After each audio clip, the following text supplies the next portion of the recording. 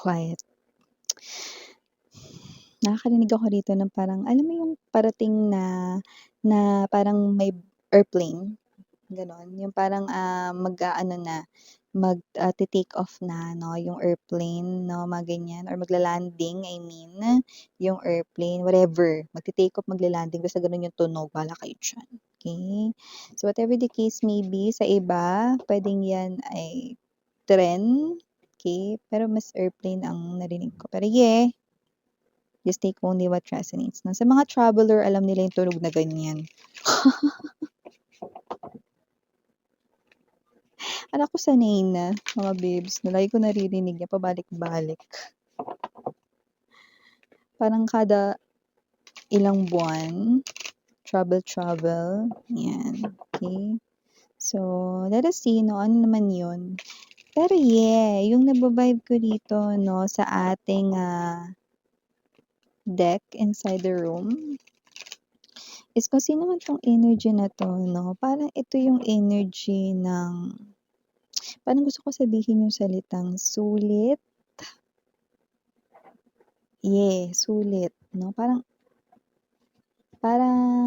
wala ka nang hahanapin pa, gano'ng energy, ano.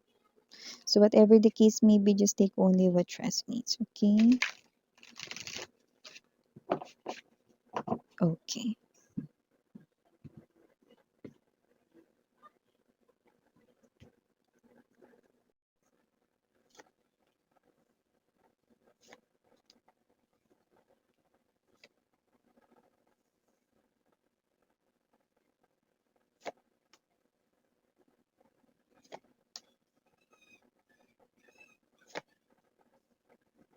Oh, nagpapakita 'no, ang calendar. So, whoever this energy is 'no, parating na siya ngayong July. Eh, July na miss yan, yeh!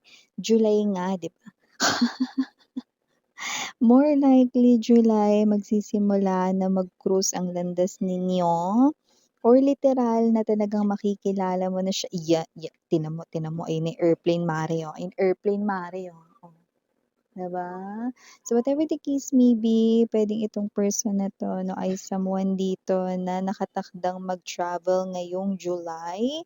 Lilipat rito siguro ng environment dito malapit sa'yo or literal rito mga babes na magiging katrabaho mo siya, basta nakikita kong lumiliit na ang mundo ninyo, magko-cruise na ang landas ninyo ng taong ito. Yeah, mapapansin mo siya rito, hindi mo siya puwedeng hindi ma-notice dahil very noticeable siya kaysa sa pimple. So we have a 7 Yasi. Told you guys, no July it is na. See, January, February, March, June, January, February, March, April, May, June, July. Ano, di marunong magsabi ng buwan. Nakalimutan ng Mayo. Yan, oh. See, this confirms. Okay? Yung ating nakita kanina na calendar, we have here judgment, okay, look at that, we have the word winner, ayun, winner. Winner mga babes. So, nakikita natin dito whatever this energy is, no? This is this kind of energy na parang wish fulfillment dito para sa'yo. And don't get this wrong, this is not your past lover, not your ex-lover. Okay, kundi isa itong brand new person na pwedeng galing sa malayo, na may paglipat ng environment dito, pwedeng galing sa ibang bansa, or kahit hindi, no? Pwedeng basta galing dito, no? Sa place 'no, na puwedeng may distance kayong dalawa, okay? Puwedeng province 'no, city, 'yan 'no. Yung iba literal na para makarating ay kailangan mag-airplane or puwede rin naman tawid dagat 'yan, bottom of the deck tingnan natin. Ooh, this person here will cause a lot of balance in your life 'no, yung parang kahit busy ka 'no, happy ka kasi ka-connect mo siya. Ace of Cups, 'di ba? Told you in the chariot parating na siya. Alam mo kung sino man 'tong energy na 'to 'no, mukhang, maayos ang pamumuhay nito, maganda yung trabaho nito. Okay, nakikita ko dito na, yeah, look at that, okay? With the moon sign right here, I do see that this person right in here na ay someone na hindi mo alam na paparating pero chinichika ko na nga sa'yo mare, 'di ba? So, sino man 'tong energy na 'to 'no, marami sa kanila ang parating na ngayong July mga babes 'no, kaya antabayanan mo 'yan. At nakikita ko din dito that with the Three of Wands energy, ito na talaga pinakahihintay mo dito, Mars, okay. Wow! So, bago natin pag-usapan pa ito, bati muna natin everybody. Hi and hello there everyone, my name is Yan, welcome new subscribers. Returning Eastern buyers, thank you so much. At kung hindi pa meron pa tayong main channel, link down below lang sa ating description box. Kung interesado kayo na tumambay din diyan, i-click lang 'yan para makarating po kayo there. Everyday nag-a-upload tayo ng collective readings for all signs doon. At kung hanap ninyo mga babes 'no, ay yung mga, parang, pang-guidance ninyo, puwede ninyong panoorin kahit na yung mga matagal na uploaded na mga video readings, okay. Kasi timeless tayo sa tarot. Ibig sabihin kahit na tinatawag pa yung energy ninyo 'no, ng lumang video readings 'no, 'wag niyong isipin na, "Ay tagal na nito uploaded, wala na 'to." Ayan 'no, hindi po gano'n ang tarot. Timeless po 'yan. Ibig sabihin 'no, 'yan pa lang yung tamang time para mapakinggan mo yung nilalaman ng mga mensahe diyaan. At yun nga 'no, mga babes, piliin lang yung mga mensahe na kumo-connect sa inyo. Okay, so nakikita ko dito with the Knight of Swords energy, this person ay coming at mabibigla ka rito 'no, dahil itong tao na 'to nasa kanya na rito ang lahat. Okay, nakikita ko na maaaring magsimula rito ang inyong connection as something platonic. Puwedeng friendship at first or colleague at first, katrabaho at first. So nakikita ko dito ng paraan nitong tao na 'to at nakikita ko dito na maaaring ma-inlove ka dahil sa kanyang sexy mind, you know, mind naman pala, eh. So, nakikita natin dito this person right in here 'no, ay maganda yung kanya ritong mature yung pag-iisip niya, magaling rin siya rito, matalino, gumawa ng decision making skills. Maaaring kung maging katrabaho mo ito, madiskarte siya rito and at the same time, smarte. So, nakikita natin dito that this person here, walang problemang maliit malaki sa kanya. 'Yan 'no, nakikita ko dito na kaya niyang ayusin 'yang Ten of Wands energy. At nakikita ko na itong tao na 'to 'no, once na-connect ka sa kanya para siyang breath of fresh air. So, nakikita ko na matutulungan ka rin nitong tao na 'to 'no, sa mga suliranin mo sa life 'no, yung wala ka ritong kailangang gagawin kundi ngumiti, taray. Yung happy ka na lang 'no, everyday dahil nakikita ko rito na parang pagkausap mo siya kahit advice niya 'no, parang solusyon na agad sa problema mo. Yun oh. At nakikita ko na itong connection ninyo ay hindi isang casual na connection lang dahil ito ay ang pagtawid sa mas malaliman rito na connection. Yes, you heard it right.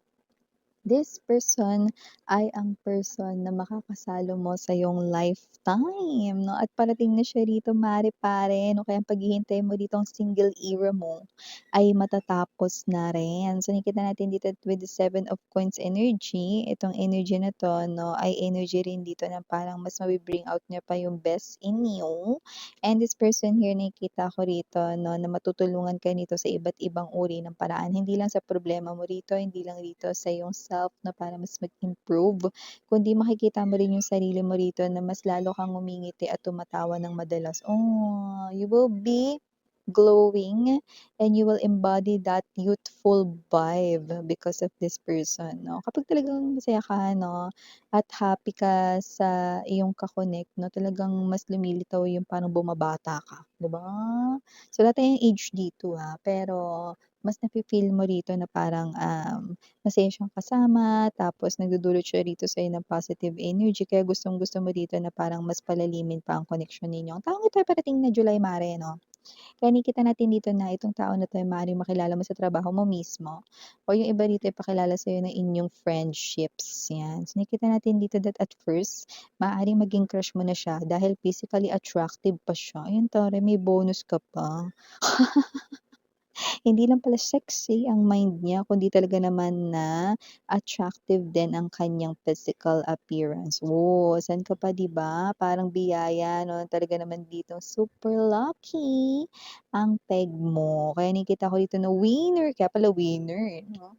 'Yan 'no, parang panalong-panalo ka talaga rito Mars. At kung sino man 'tong energy na 'to 'no, kitang-kita ko dito na parang ito ay wish fulfillment mo dahil with the tower, graduate ka na finally sa mga naging trauma mo sa iyong past na mga hindi magandang experiences sa love. Yun na parang gift sa'yo 'to ni universe 'no, dahil graduate ka na, itong diploma mo 'te.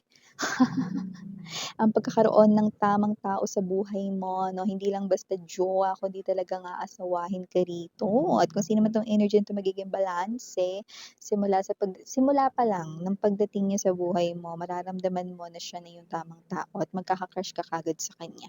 Nakikita ko na itong tao na 'to 'no, ang kanya ritong success ay kanyang pinaghirapan sa umpisa at ito ay hindi born with a silver spoon or gold spoon. So, kung sino man 'tong energy na 'to, I do see that this is someone here who is new, brand new person here 'no. Itong tao na 'to ay ang tao rito 'no, na magpapakita sa'yo kung ano pa yung kaya mong, abutin 'no, at ano pa yung kaya mong magawa dito. So, nakikita kong susuportahan ka niya rito 'no, sa kahit na anong gusto mo ritong gawin, pangarap man 'yan 'no, or sa mga bagay na kahit simple lang 'no. Itong person na 'to 'no, ay maaaring younger than you pa nga sa age, wala tayong age dito kagaya ng binanggit ko, pero itong person na 'to 'no, may sign rito na maaaring younger sila sa age pero ganito na yung kanilang narating. Marami na silang experiences sa life at nakikita ko dito na itong person na 'to ay perfect as your partner 'no. At saka parang alam mo yun 'no, etong person na 'to hindi siya yung napakamahinahon niya, hindi siya yung energy ng laging rushing into something. Actually very cautious and meticulous siya 'no, pero nakita ko rito na ganyan niya rito parang nakamit yung success niya rito. So parang, at a very young age nakita ko yung success niya rito. So puwedeng na-promote na rin siya or yung nag-aaral pa siya rito baka accelerated siya or not really, okey. But definitely someone who is brainy, okey. Hindi naman yung energy ng nerdy type, hindi yung gano'n. Pero yung alam mo yung matalino, madiskarte, okey. Actually hindi ko nga nakikita na siya ay, into academics, eh, okey. Pero itong person na 'to pagdating dito sa trabaho niya ang galing 'no, nagagawa niya talaga ito ng, napakahusay.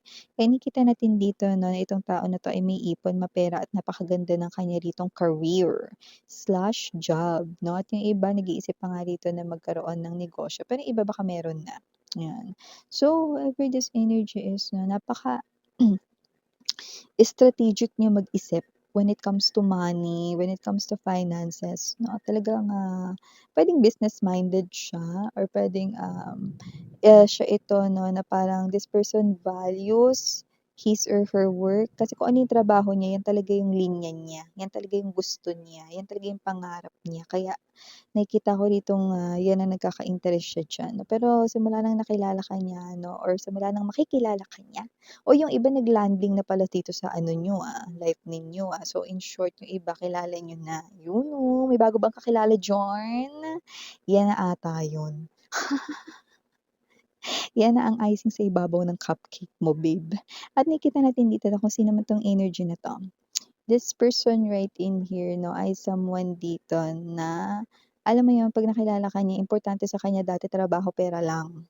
Pero ngayon, mas magiging importante ka na, mas magiging, high priority ka na niya 'no. Okey, kumbaga etong person na 'to 'no, siya ito na ibabalanse niya na rito 'no, yung work kahit mahal niya pa yung work niya rito lagi ka niyang uunahin. At may chance na isama ka niya lagi sa kanyang business trips kung wala ka namang gagawin na 'yan ang nakikita ko dito, okey? Pero kung gusto mo na parang mag-work 'no, like let's say kung gusto mo maging housewife 'no or, someone here na negosyo, kahit anong gusto mong gawin, go lang daw, okey? Susuportahan ka niya diyan, okey? Pero 'yun na nga, nakikita ko rito na gusto ka niyang isama dito sa mga business trips niya 'no, dahil, kung addict siya sa kanyang trabaho, 'pag nakilala ka niya mas magiging addict siya sa'yo. Taray, addict sa'yo. Sino bang tunay na addict? Siya o yung reader? Sige na nga mga babes, etong energy na 'to nakikita ko rito 'no, na someone na kung titingnan mo siya, parang akala mo hindi siya yung energy ng, matalino, may ipon, maganda yung trabaho. Kasi napakasimple lang ng datingan niya, napaka-casual ng kanyang datingan dito. Pero hindi mo akalain na maganda pala na posisyon niya, tapos, mapera pala siya 'no, pero maaaring hindi siya maluho, mga gano'ng klase ng simplehan lang ang datingan niya, eh. 'Yun, nakikita ko rito. Plus may tsura pa. Yung parang kahit hindi na siya pumorma, kasi 'pag pumorma siya baka kabahan ka kasi baka maraming tumingin sa kanya, naku matik yun, 'di ba? Kasi may itsura 'tong tao na 'to, malakas appeal. Yan nakikita natin dito. So, ano pang hinihintay mo? I-claim mo na 'to, ano ba naman 'yan? Muntik ka namang mabulol ng kumare niyo. O initials, we have here capital letter F, capital letter E, capital letter T, capital letter S, capital letter M, capital letter J. On someone's nickname could be MJ or JM. Just take only what resonates now. I also have here capital letter D. O D! DM nako baka i-direct message kayo niyan, magpapalitan dito mga nagliliparan ditong mga envelopes, no? At yun nga, ayan palitan ninyo ng mga mensahe online or text, bahala kayo. Yan, we also have here capital letter O and capital letter P. So, for small letters, we have A, E, T, N, R, and last but not the least, we have S. So, ito yung mga nakuha natin mensahe right here for you guys. Again, I'm Rihanna, and if you gusto niya na din na for the boys, sarang hayalove and light hidra. Annyeong.